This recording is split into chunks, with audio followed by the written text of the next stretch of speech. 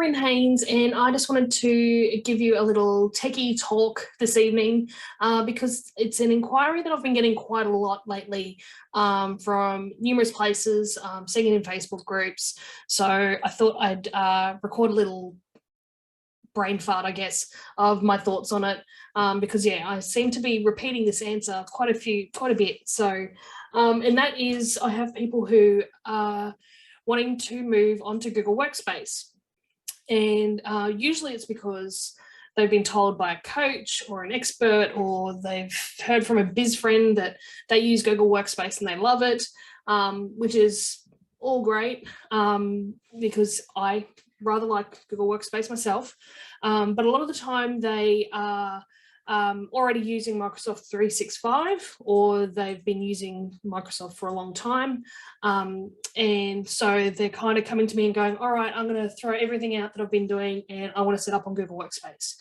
And so for that, I actually pull them up and say, okay, why are you wanting to do that? Really, because a lot of the time they are very comfortable in using Microsoft, and they just get shown all these bells and whistles by other people, or other coaches that go, oh, I do it this way, so you have to do it this way too.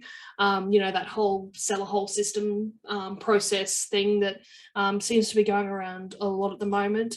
And so yeah, I've got people who are coming to me and saying, okay, I'm going to have to throw everything out and I'll start from scratch on Google Workspace because I've been told to. So I really want you to think about the reasons why you're doing that, because on a whole, I find if you've been using Microsoft, I used to be a Microsoft user through and through, corporate land, that you're comfortable with it, you're used to it, you know what you're doing, but you're seeing all these shiny bells and whistles out there and going, oh, well, I can't do that with what I've got, so I'm just going to have to start from scratch. When the reality is, more often than not, Microsoft and Google are very, very similar in how they work and what they do and all the features. So more often than not, there is a way that you can replicate that in Microsoft. So if it's particular things that you're being shown and you're going, I wish I could do that, yes, stop and have a think, and don't completely upend everything just for that fact, because sometimes, yeah, you'll find if you go looking in the right places that Microsoft will do exactly what they're saying that Google Workspace can do. So that's one factor. Another factor which I've found is I've run my business on Google Workspace for nearly 6 years now. I've found that because my very first client was on Google Workspace, I rather liked how that worked and how I was able to use it myself. So then that's why I created all my systems around Google Workspace, because it just complemented how my brain worked. And I'd also taken a few years off from corporate land and hadn't been in Microsoft for a long while. So this mum baby brain here found it easier to navigate my way around. So yeah, that's why I chose to build my business on Google Workspace. But I have a client who works with government departments and all that kind of thing, and so they have to have Microsoft for the security aspects and the tenders they're going for and all that sort of thing. So any work I do for them is on a login for Microsoft that I have with their company. So I have all the tools I need. I have all the access to Microsoft 365 and all that I need to do my work for them. So I don't necessarily have to have 365 myself, and that's kind of why I went with that, because back in the day I still have my license from when you used to install Office onto your computer, and so I found that still being able to use that, I didn't need all the Microsoft tools. So that's another consideration, is like, yeah, well, do you really need it? If you're finding you're working with clients that use Microsoft completely all the time and aren't entertaining the idea of Google, then that might sway you towards saying, okay, you probably should stay with Microsoft.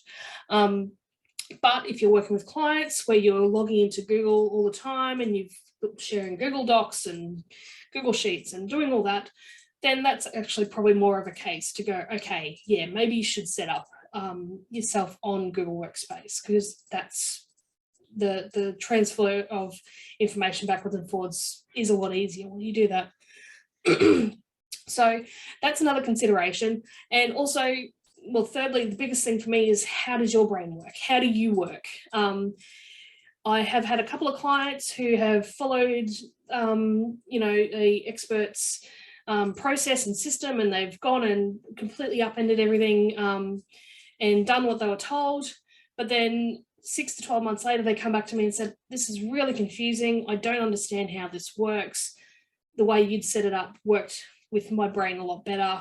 Can we revert it back? So if you're taking this advice and going, oh, I have to do it because they do it that way, really dig down into, okay, will I be consistently using this in the way that they want me to? And does that work for me? Because, yeah, it's your business, and you need to work in a way that works well for you at the end of the day. And so, yeah, really thinking about that is another thing I want you to consider. And finally, it's the age-old debate, Microsoft versus Google. The apps are very, very similar now. I was doing some tasks the other day for someone who was using Microsoft, and they were saying, oh, I want to do this, this, this, and this. I went, oh, I don't know. And I went digging, and because I knew how to do it in Google Workspace, and I went digging and found that Microsoft introduced these new apps into their suite that allow you to do the exact same thing as what Google does. So they really are tag teaming against each other on how they work and what apps are available and all that sort of stuff. So yeah, they're very much of a muchness. So in the below, I'm going to throw a couple of links for some articles that I've come across that go through that whole Microsoft versus Google debate that I've found that are really helpful in looking at the different, the different apps between the two that are available and what the difference are, pros, cons, all that sort of thing. But yeah, that was just my 2 cents worth on, yeah, what I see happening and my thoughts on it. So ultimately, it's your business. So if you feel completely comfortable with throwing everything out and starting again by moving to a different system, rock on, seriously. But I just want you to take the time to really think about why you're doing it, and yeah, look at the different costs as well, because the licensing structure works with how many users, and there's little ways that I get around it with Google Workspace, but yeah, there's also differences in pricing. So really think about where you want to go eventually, because yeah, those user licenses add up very quickly if you're planning on building a team and having multiple users. And yeah, it might be all well and good right now for just you, but down the track also have to consider, what do you ultimately want to do? Are you going to have team members? Do you want someone logging into your emails as you're on their own, and all that sort of thing? So yeah, that's my 2 cents worth. Hope it helps. If you have any questions, please drop me a comment or drop me an email. Yeah, I'm happy to help you figure it out, whether that doing something that is worthwhile for you. So yeah, have a good night.